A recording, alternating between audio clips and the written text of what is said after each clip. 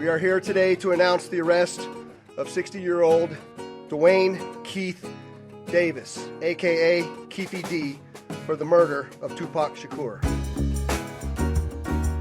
The most controversial detail to come out of the arrest of former South Side Compton Crips shot caller and drug trafficker Duane Keffe D. Davis for the murder of rap icon Tupac Shakur is Keffe's claim that Sean Puffy Combs, a.k.a. Diddy, had offered him $1 million to kill Tupac and his music label's famous CEO, Suge Knight.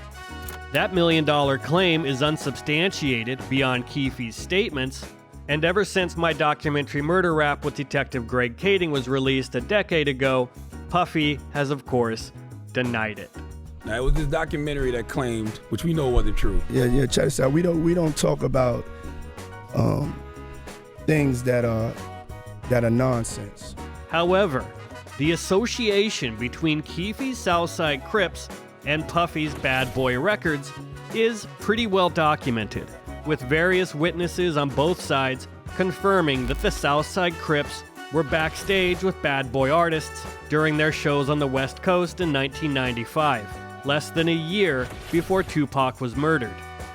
And this association appears to have continued right up until the night of Biggie's murder in Los Angeles, when Biggie's close friend, Lil Cease, saw Keffe D approach Big's table and speak with him.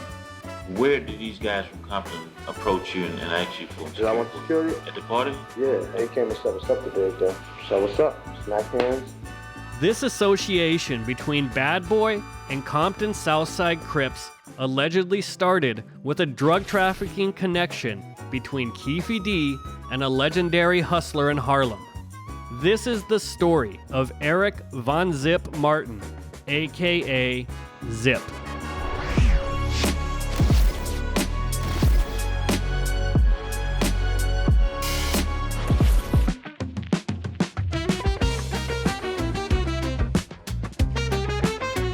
It all starts with Puffy's father, Melvin Combs, who was an alleged hustler and heroin dealer in New York City who ran with the legendary kingpin Frank Lucas, a name most of the general public recognizes because Denzel Washington played Frank Lucas in the crime movie American Gangster.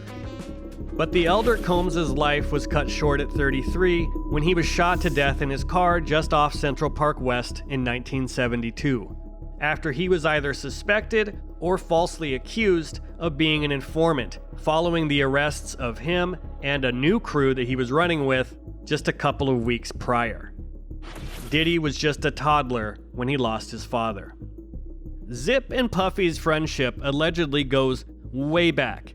Zip represented the Harlem underworld that Puffy's dad came from, and I think Zip became sort of a mentor to Puff.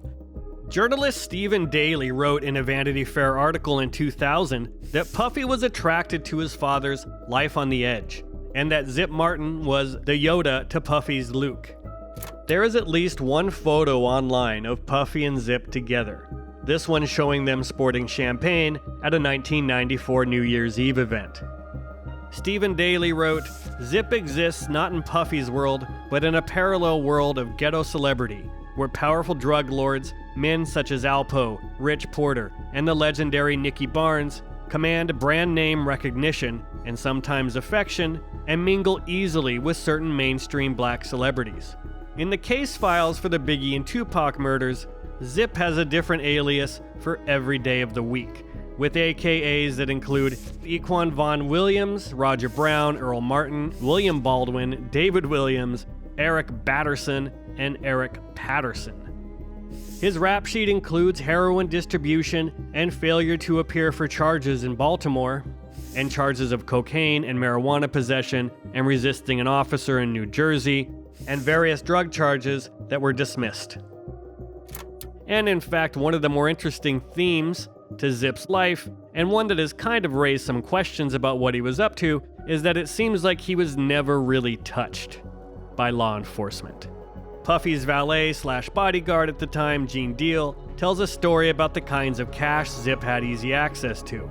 If Big owed the Compton Crips any money, Zip could have took care of that. He was that cool with him. He lost all his, because they used to gamble on the tour. He lost $15,000. Girl brought him $20,000. Zip did. Yeah. What's his? Do you know what his name is? No. But Gene said back then, nobody knows what Zip does. Zip been around for a long time. Never did nothing, drugs on the street, he ain't into that. Now he's in the music business, but nobody never knows. He had the latest cars, the latest this. Some people think he's an agent. You know what I'm saying? Because he never got in trouble for nothing. And nobody knows where he get his money from. When detectives interviewed Biggie's close friend, Damian Butler, who was with Big when he was killed, Butler referred to Zip as a Tommy, in reference to the character from the sitcom Martin. If you had to guess, what's Zip into? What is he? What's he do? I call him a Tommy. Tommy man? A Tommy. Tommy? What's that? Tommy, like a guy on Martin that always fly, dress good, but nobody know what he do.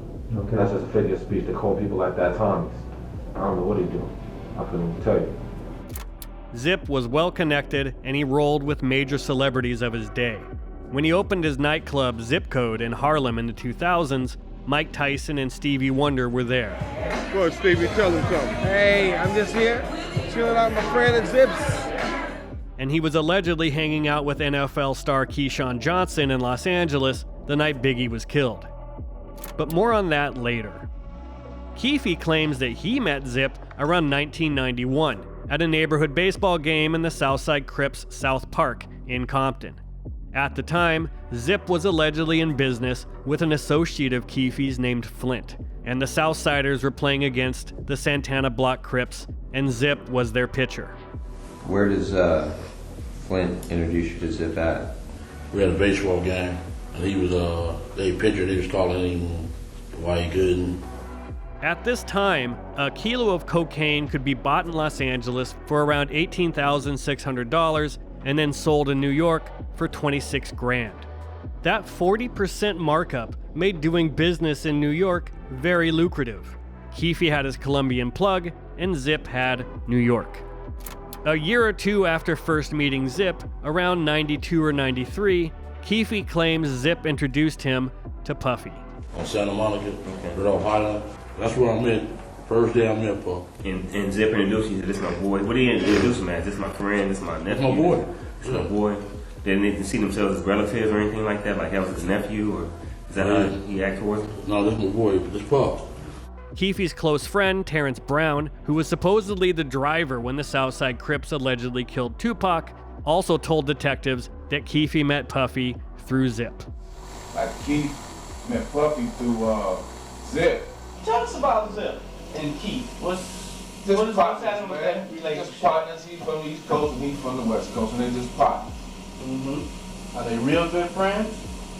Beyond this rapper bullshit, it ain't got nothing to do with this rapper. I'm just talking about the relationship. I'm just telling you. Mm-hmm. Ain't got nothing to do with this rapper bullshit. It was friends before there was a Biggie, and before Puffy was, you know what I'm saying, like that, man. But everybody knows Zip's from New York when he comes around. So then when this shit happens, we started. Keep friend from New York. You know what I'm saying?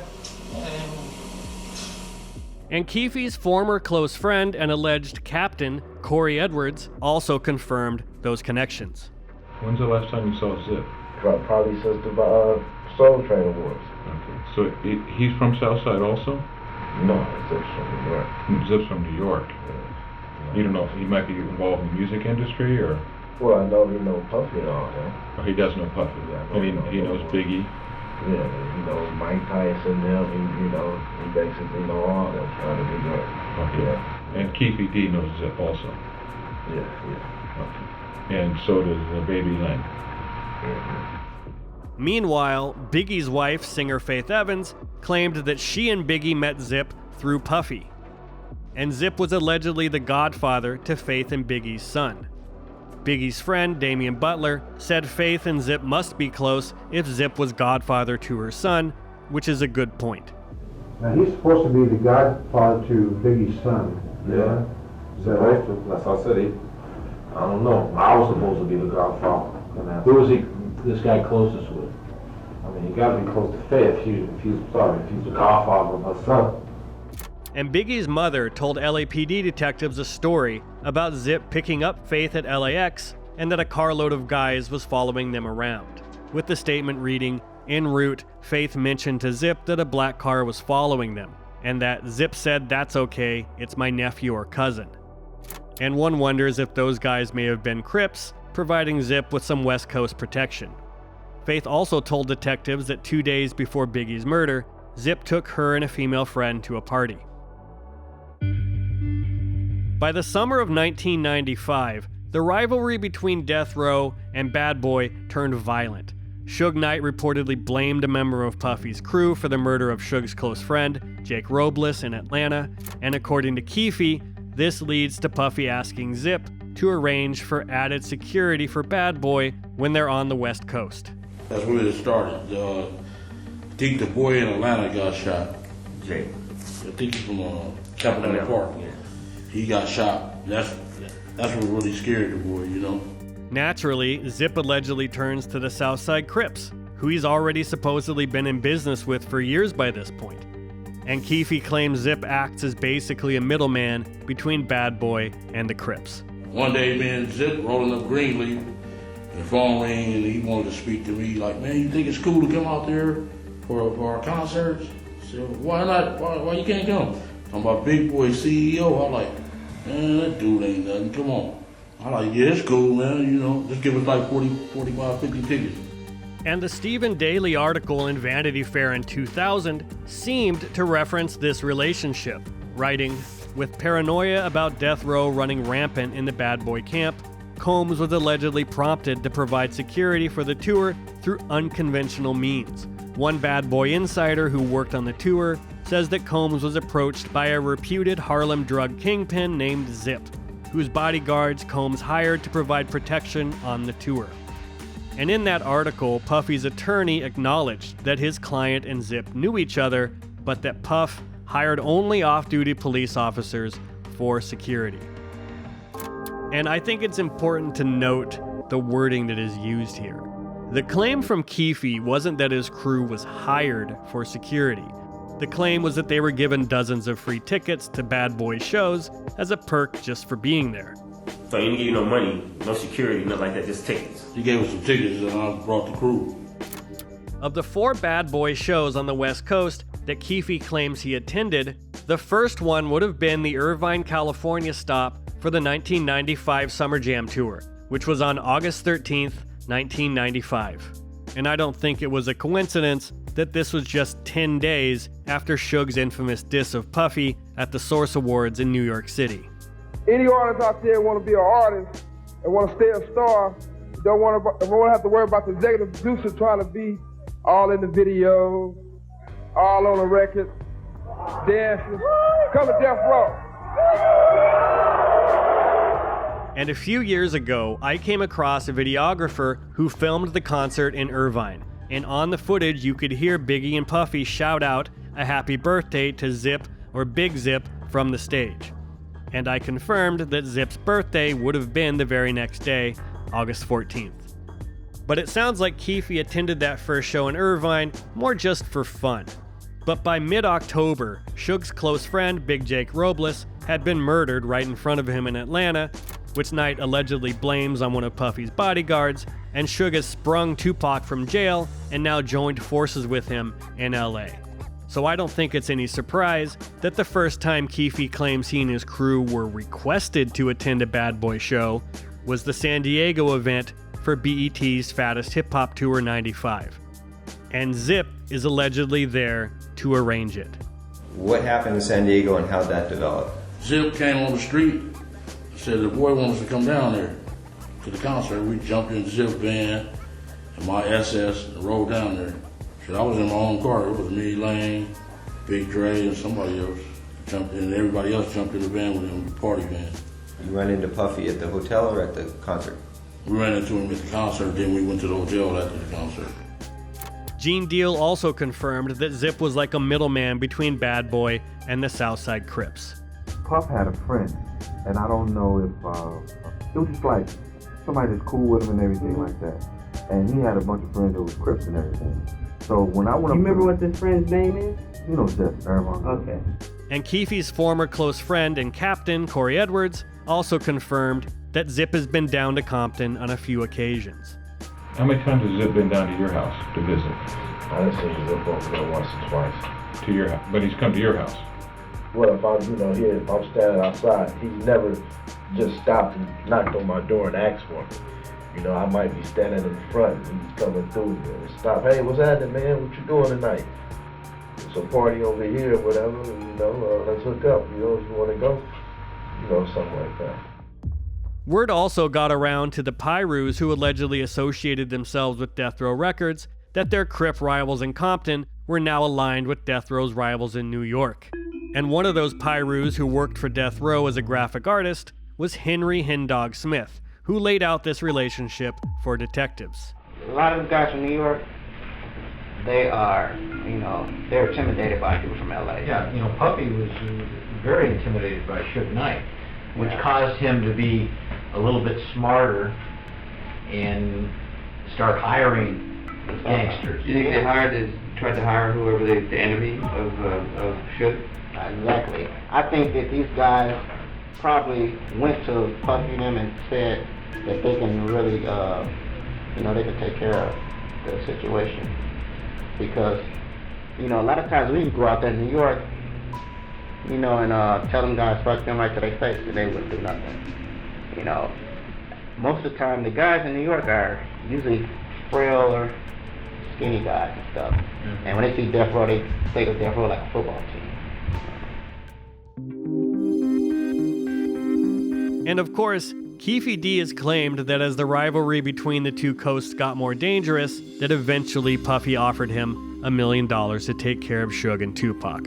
What made it a specific, hey, I'm serious, I want you guys to kill these guys? When he told me the greenback. How's it go? How's the conversation go? Okay, listen, I'll do it, but I need $500,000 or... Yeah, we wanted $1 million. Like, man, we'll wipe their ass out quick. It's nothing. And of course, Puffy has always denied this, and there is no other proof of it beyond Keffe's statements. But the weekend that Tupac was killed in Las Vegas, Keffe claims that Zip caravanned out to Las Vegas with him and his South Side crew. It was me, Zip. It was Zip drove that van. Camden drove that van Friday evening when Zip looked like he got picked up by a helicopter as fast as he got there to us, So once we got there, started kicking it, partying and all that old shit. Y'all staying at the Monte Carlo? Yeah. Okay. And Zip is allegedly with the Crips the night of the murder, following the beating of Keffe's nephew, Orlando Anderson, by Tupac and his Death Row entourage at the MGM Grand. And Keffe indicates that Zip might have known about the supposed $1 million offer because Zip supposedly called it perfect timing. And Keffe claimed that Zip then supplied him with the murder weapon. Shit, it was right there. It's a perfect opportunity, baby. That was Zip talking? Yeah. Because of what happened with Duane? Yeah. Because he told me in the lobby that he had some jimmies. Some what? He had a jimmy. I jumped in the car. He gave me the jimmy. He's like, yeah, it's your perfect timing, And in this never-before-released segment from Keffe's statement to the LAPD, he was convinced that they had him on tape inside the MGM and in the parking lot with Zip. Y'all see us at the restaurant too? Y'all see me and Zip in the vans too?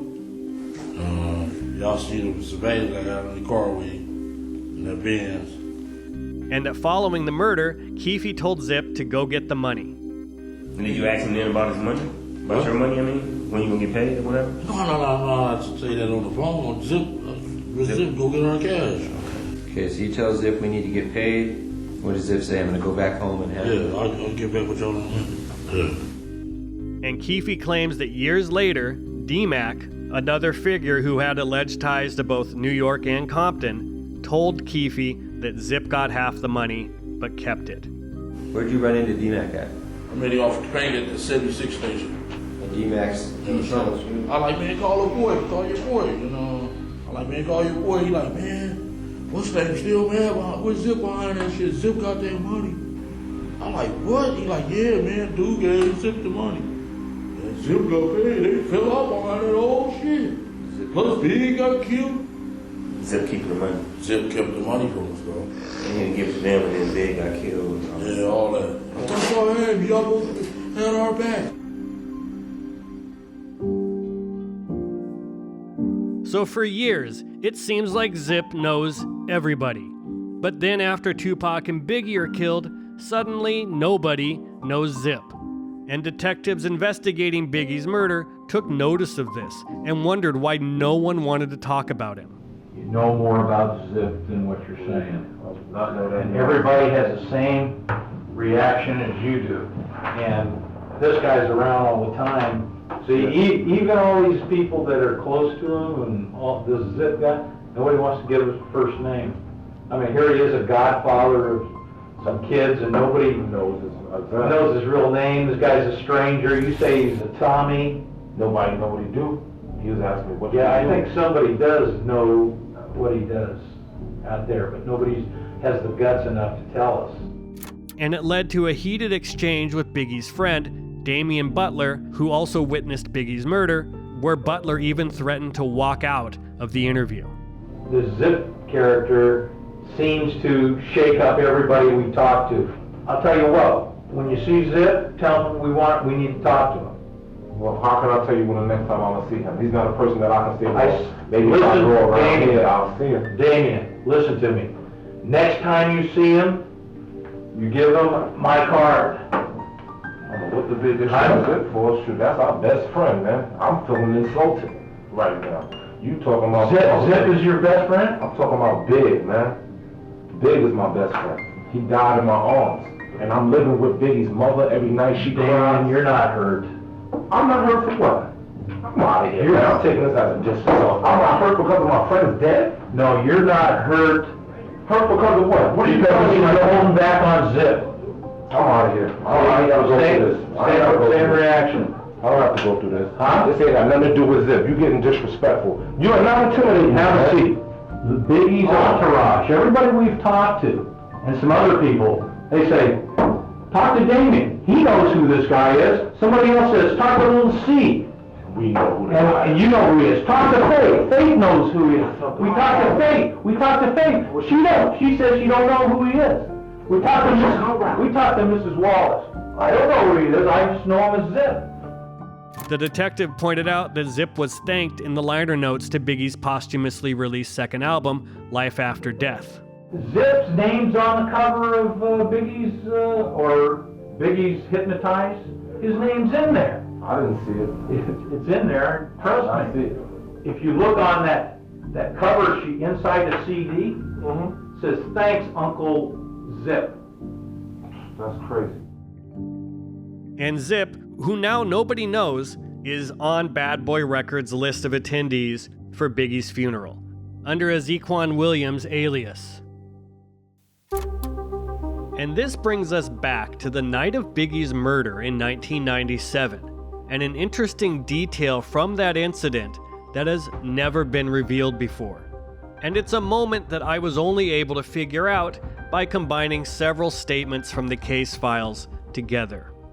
Biggie was shot while leaving a party put on by Vibe magazine at LA's Peterson Automotive Museum. In addition to Puffy and Biggie and their crew, tons of celebrities attended that party.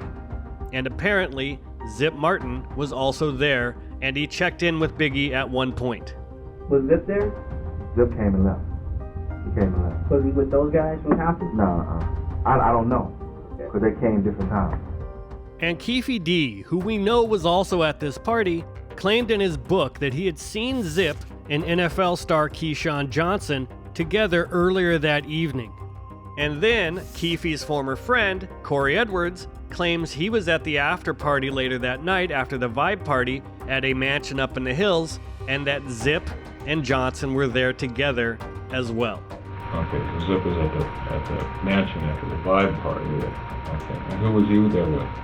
No, man, I thought he was with Keyshawn Johnson. And he was at the after Vibe party? Yes. With Keyshawn Johnson? Yes. Did they come from the Vibe party? Yes. So it's safe to say that Zip and Keyshawn Johnson were hanging out together that night, bouncing from party to party. Which is not a surprise since we know that Zip knew lots of celebrities. And here is the odd connection. In an interview that Keffe did with detectives back in 1997, he claimed that the moment that Biggie was shot while driving away from the vibe party, Keffe was inside the parking garage waiting for valet with Ricky Bell from the R&B group Belle Biv DeVoe and Keyshawn Johnson. While you were there in the parking structure and you heard the commotion of people running to be south on Fairfax or back in towards the parking area, did you recognize anybody? They were standing there with me, Keyshawn Johnson, the football player, Okay. and Ricky Bell, the singer. He doesn't mention Zip, but of course this was 1997, and it makes sense that Keffe wouldn't have wanted to mention the name of his business partner to the police. But if Keyshawn Johnson was rolling with Zip that night, and he was there in the garage waiting for their car to be brought around, it stands to reason that the moment Biggie was killed, Zip Martin and Keffe D were standing together in the parking garage just a couple hundred feet away from the scene of the crime. I don't think it really means anything, but I think it's an interesting and ironic detail considering Zip and Keffe's connections to what happened to Tupac and Biggie.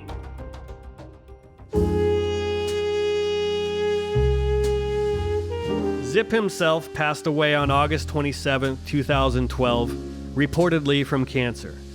Former LA Times reporter Chuck Phillips, who covered the music industry and the Biggie case extensively, appears to have had a short-lived blog at the time and made a post 3 weeks after Zip's passing titled R.I.P. ZIP. The writer claimed he had known Zip since 2000 and that the two of them had hung out multiple times over the years. He wrote, "Raise a glass, hoist a flag, and take a moment to reflect on the passing of a true hip-hop dignitary, Eric Von Zip Martin." And he claimed that Puffy and Zip had fallen out, but that Puffy still showed up and spoke at Zip's funeral, writing, "Back in the day, Puff and Zip were tight, logging long days at Bad Boy and longer nights at Daddy's house," which was Bad Boy's famous recording studio. He adds, although Diddy had not seen Zip in ages, he blew in to pay tribute to his, quote, uncle, and said a few words in honor of the magnanimous OG who literally saved his life. He added, one evening at Zip Code, Zip's Harlem nightclub, over scotch, Zip bitterly complained about how Puff had stabbed him in the back, for no apparent reason, just abandoned him, kicked him to the curb, as if Puff suddenly got Alzheimer's.